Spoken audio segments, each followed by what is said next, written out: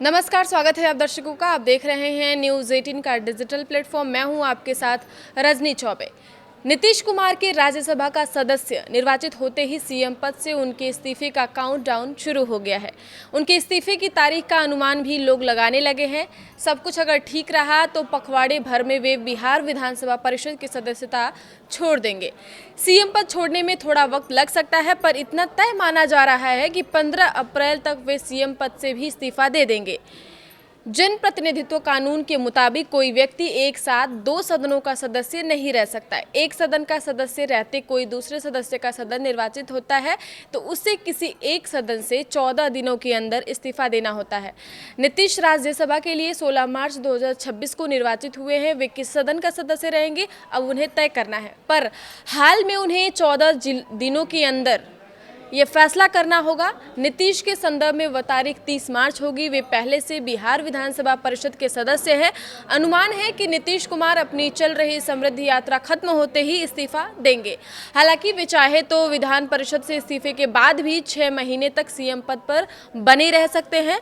नीतीश के सीएम पद छोड़ने पर भाजपा से नया सीएम बनना तय है।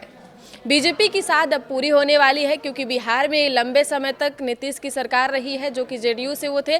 तो अब बिहार में भाजपा का मुख्यमंत्री बनना ऐतिहासिक पल होगा। बिहार में पहली बार भाजपा का नेता मुख्यमंत्री बनेगा।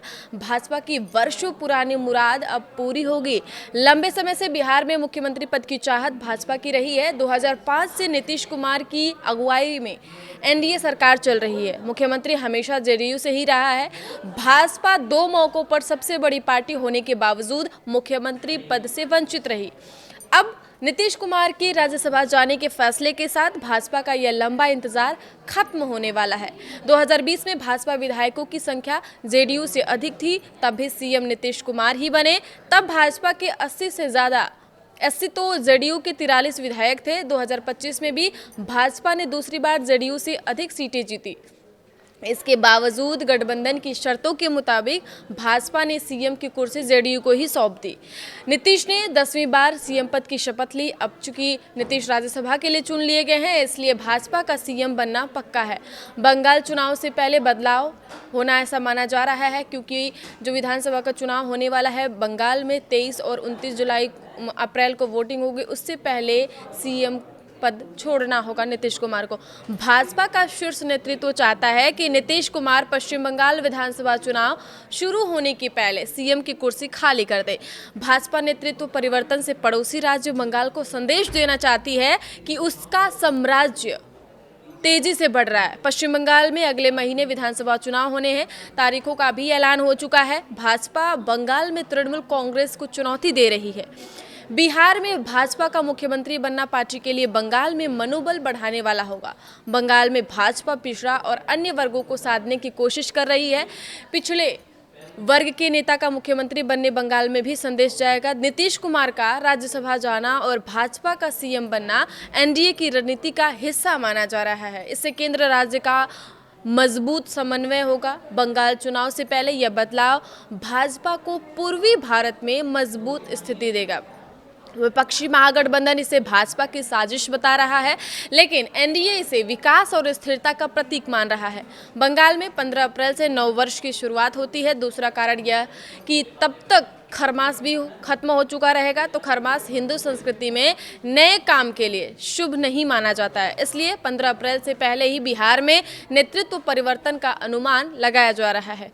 नीतीश के इस्तीफे के बाद मुख्यमंत्री की रेस में कई नाम चर्चाओं में हैं, जिसमें से केंद्रीय मंत्री नित्यानंद राय भी पिछड़ा वर्ग से आते हैं। यादव समाज की 14% आबादी को देखते हुए उनके नाम की चर्चा हो रही है। वे केंद्रीय गृह मंत्री अमित शाह के विश्वास पात्र भी माने जाते हैं। उन्हें सीएम बनाया जाता है तो वे आरजेडी सुप्रीमो लालू यादव की कार्ड साबित होंगे। बिहार में लालू को ही यादव अपना नेता मानते आए हैं। संगठन में भी नित्यानंद की मजबूत पकड़ मानी जाती है। उनके अलावा पिछड़े वर्ग से आने वाले दिलीप जायसवाल के नाम की भी चर्चा है। भाजपा ने अगर सवर्ण समाज से किसी को मुख्यमंत्री की कुर्सी सौंपने का मन बना पाता है तो विजय सिन्हा का नाम भी हो सकता है। वे अभी डिप्टी सीएम हैं, पर इन सभी नामों के अलावा डिप्टी सीएम सम्राट चौधरी का नाम सबसे अधिक चर्चा में है। और कुछ दिन पहले वो दिल्ली में सम्राट चौधरी अमित शाह से मुलाकात भी कर चुके हैं, जिससे अटकलें और तेज हो गई हैं कि सम्राट चौधरी ही अगले सीएम हो सकते हैं। सम्राट चौधरी के नाम पर भाजपा में सहमति बनने की संभावना अधिक दिख रही है। भाजपा ने उन्हें ओबीसी चेहरा बनाकर पेश किया है, जो बिहार की जातीय समीकरण में महत्वपूर्ण है। नीतीश कुमार के ईबीसी और दलित वोट बैंक को बनाए रखने के लिए सम्राट जैसे नेता की ही ज़रूरत है। अमित शाह और अन्य केंद्रीय नेताओं की पसंद भी सम्राट चौधरी ही है। तो सम्राट की संभावना को इससे भी समझा जा सकता है कि नीतीश कुमार के समृद्ध यात्रा में वे हमेशा उनके साथ रहे हैं। नीतीश कुमार ने खुद भी संकेत दिए हैं कि सम्राट ही उनके उत्तराधिकारी होंगे। समृद्ध यात्रा के आखिरी चरण में नीतीश ने विकास की बात की और सम्राट को आगे रखा। यह भी कहा जा रहा है कि सम्राट चौधरी को नीतीश कुमार भी अपनी पसंद मान रहे हैं। तो क्या अगले जो सीएम बनेंगे वो सम्राट चौधरी ही बनेंगे? कमेंट बॉक्स में कमेंट करके आप ज़रूर बताइएगा। आगे की खबरों के लिए आप देखते रहिए न्यूज़ 18 का डिजिटल प्लेटफॉर्म। धन्यवाद।